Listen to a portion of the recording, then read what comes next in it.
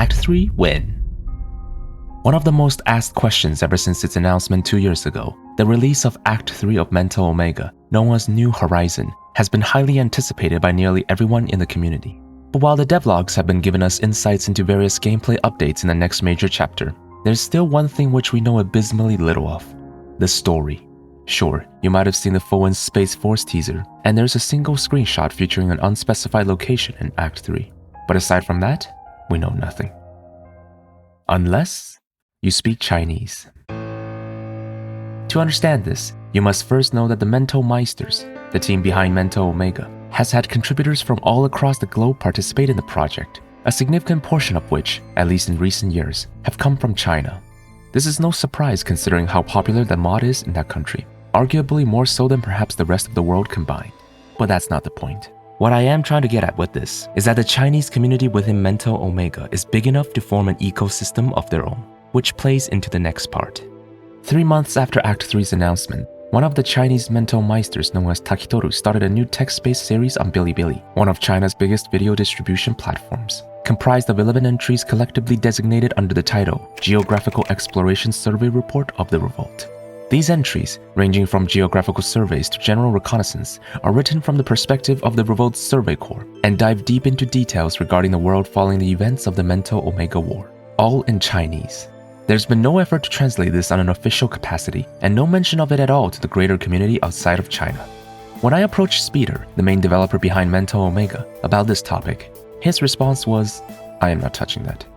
Indeed, at the time of this conversation, Speeder had not yet even read these entries, and ultimately, his stance is that he only speaks for what ends up in the mod itself.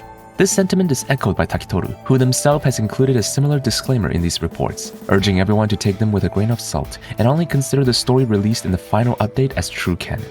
Personally, I believe that was the right call to make. But regardless, the truth remains that these survey reports were indeed posted by a member of the mod's development team, endorsed by several other Mental Meisters, and were explicitly said to be made with the intention of them serving as teasers for the next chapter. So despite tentatively treating them as fanfiction, I was nonetheless intrigued by the contents, and with the next chapter said to be coming in the relatively distant future, I felt now was the right time to make a video and share the interesting tidbits found within the report. Just so we're absolutely clear, nothing discussed in this video is part of the finalized lore, only educated speculations based on dubiously canon teasers. Hopefully with all the context I've provided thus far, you can come to the same conclusion that I did, that this was just the Chinese devs trying to do something nice for their side of the community. Nothing more, nothing less. And since I obviously don't have access to the map editor for the next update, all visuals shown in this video are my own takes and are not representative of how things will look in Act 3 at all. Now that's out of the way, enjoy.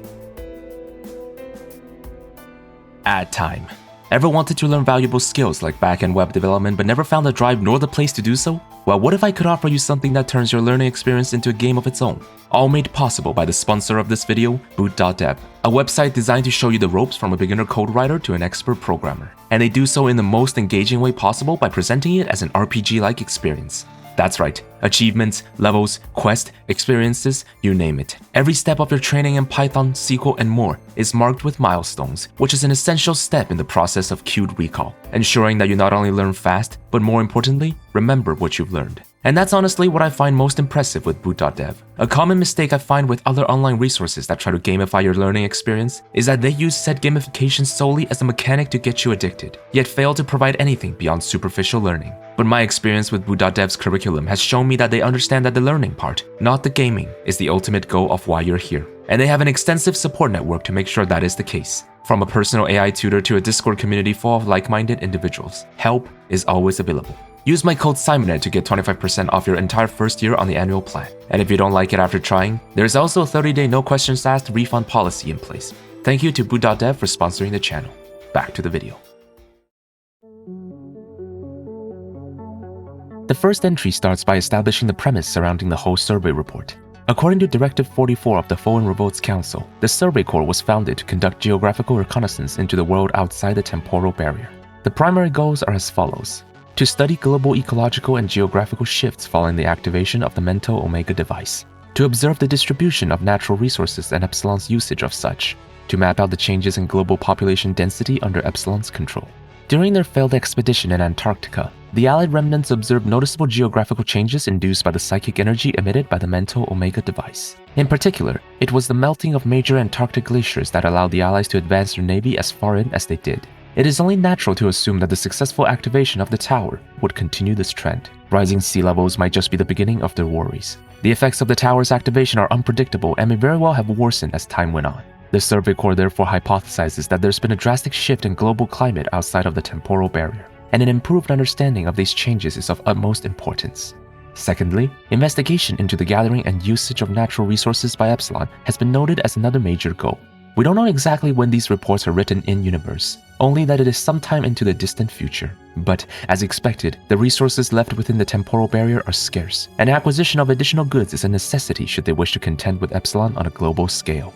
Lastly, the observation of changes in population distribution is noted as the final major goal of the survey department. Even before they were sealed within the temporal barrier, the revolt had already recorded sharp decline in global population due to 2 back-to-back worldwide conflicts. Most of those who remain are presumably now under the influence of the Mento Omega device, but the documented existence of individuals capable of resisting mind control, trained or untrained, means there is a very real possibility of resistance cells still roaming about. This may be paving the way for the origins of Foehn and Alice, the eventual heroes of the Highhead faction, whose website description mentioned them as orphans found within the ruins of war-torn areas. Additionally, we have to mention Malver, who was last seen still continuing his resistance in the Epsilon epilogue. No doubt, he and the neurotoxins he scavenged, if he still has any left on him, will play a role in the upcoming story.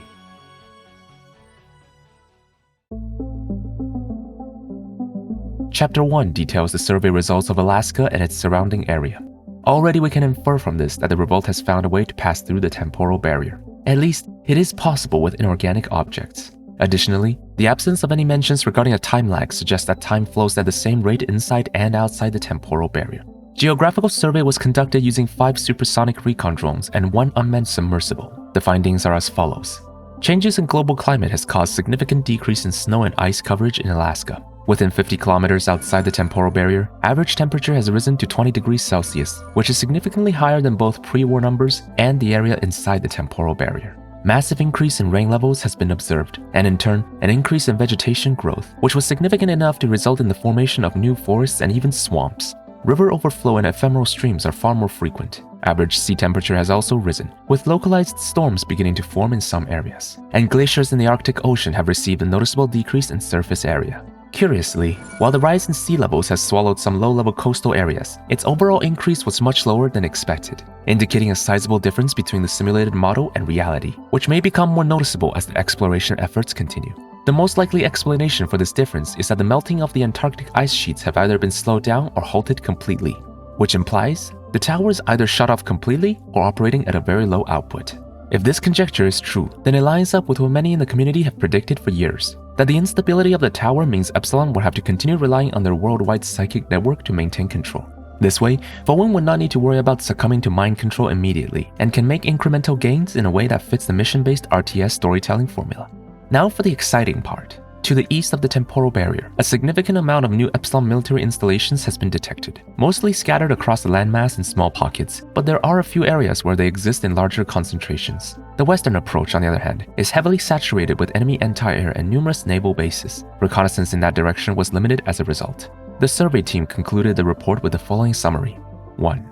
New training regiments to familiarize troops with combat situations and new terrain types must be established. While they've been preparing for cold weather warfare inside the temporal barrier, the shift in climate outside means they'll have to adapt in fighting in forests and swamps. The presence of large-scale military installations surrounding the temporal barrier has eliminated the possibility of resistance cells operating near Alaska. Former citizens of nearby cities have either now become a part of Epsilon's military might or were evacuated to other parts of the world. Exact details are unknown. Further reconnaissance in the Bering Strait and the Far East are not recommended due to the enemy sea and air blockade. Additional upgrades to recon drones are needed before further actions can be taken.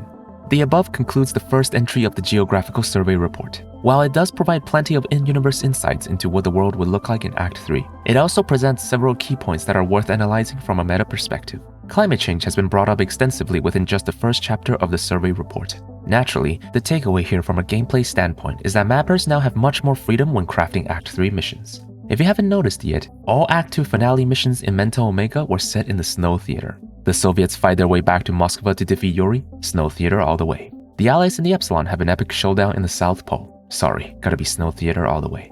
The Foehn Revolt makes their last stand in Point Hope, Alaska. Once again, Snow Theater. While there is nothing wrong with that intrinsically, having to play multiple missions consecutively on the same theater could quickly lead to visual fatigue. But if the region's association with cold weather was no longer true, if that expectation is suddenly removed, then the mappers aren't just restricted to the Snow Theater anymore. When the inevitable clash between the Revolt and the Epsilon begins in early Act 3, you can expect the battles to take place in all types of theaters. Temperate, urban, heck, even desert if you're daring.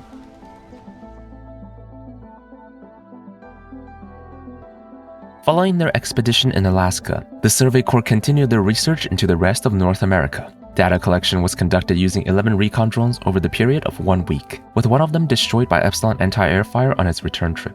The existence of an expedition crew was also mentioned, suggesting that, yes, Foehn has the means to send actual troops outside the temporal barrier as well. Like Alaska, the average temperature in the surveyed areas has increased by 2 to 3 degrees Celsius, enough of a difference to cause major geographical changes in the region, including but not limited to significant increase in vegetation from the Rocky Mountains to the Atlantic coast, flooding in the river basins, such as the Mississippi River. The Central Plains are plagued by severe storms, including tornadoes on a daily basis. Even in the Mojave Desert, rainfall has increased by a substantial amount. Notably, according to the projected model, the effects of global warming are not exclusive to summer seasons, but would also cause the winter to be much more extreme when it arrives. Again, we're calling back to the extremification of weather patterns in Chapter 1, and its meta-purpose to free up mappers from any pre-established constraints. During their reconnaissance, the drones also identified several villages and small cities that were completely abandoned. The buildings are overtaken by rampant growth, and no signs of survivors were observed. This is in line with previous observations in Alaska, and shows a clear effort by the Epsilon to congregate civilians from rural areas and into larger cities, likely for better management and enslavement. As predicted, high levels of Epsilon activity were detected in several major cities across what was once the United States, and the survey report has specifically named a few such cities. On the West Coast, we have Seattle, San Francisco, and Los Angeles. Near the Gulf of Mexico, cities like Houston have experienced a resurgence in its old industrial districts, converting to arms facilities with Epsilon war factories operating non-stop to replenish what they've lost during the last war. Major cities on the East Coast, such as New York and Washington, D.C., were instead fully converted into military strongholds. By using thermal imaging to capture the movement of psychic energies, the Survey Corps has detected numerous psychic installations present across the continent, which match the Revolt's simulated model of what an effective psychic network would look like. There are, however, two notable anomalies. Firstly, the psychic amplifier situated near the Great Lakes has displayed unusual fluctuations in its heat signatures. Second, a new type of unknown heat source, different from both the psychic beacon and the psychic amplifier, has been detected sporadically as well. It's unclear what exactly is emanating these strange readings. Let's consider all the information at hand to find out what Chapter 2 of the survey report is trying to tell us. Notice how almost all named locations in this chapter have had at least one mission taking place there. Seattle, Needlehead. Los Angeles, Lowrider. San Francisco, Golden Gate. New York, Washington, D.C., Chicago Amplifier, you get the gist. This seems like a subtle hint towards the idea that we'll be revisiting some of these locations in the future, most likely with a similar but heavily altered layout, or perhaps on a new theater altogether. Additionally, the migration of people from rural areas into more centralized containment cities, coupled with some of them being outright converted into military strongholds, means we can expect to see more pure fortress-like Epsilon bases in the future, examples of which are the numerous Epsilon bases we've come across in Antarctica. For something more extreme, consider the Epsilon megabase in Fatal Impact, which was converted from a simple suburb, though the likelihood of seeing more Fatal Impact-style bases is quite low due to its infamous status. The survey report also points out the fact that Epsilon has seemingly done its best to preserve the railroad and highway infrastructure in North America to facilitate logistical transportation, and that, if need be, the Revolt could use it to their advantage when they eventually move into this region.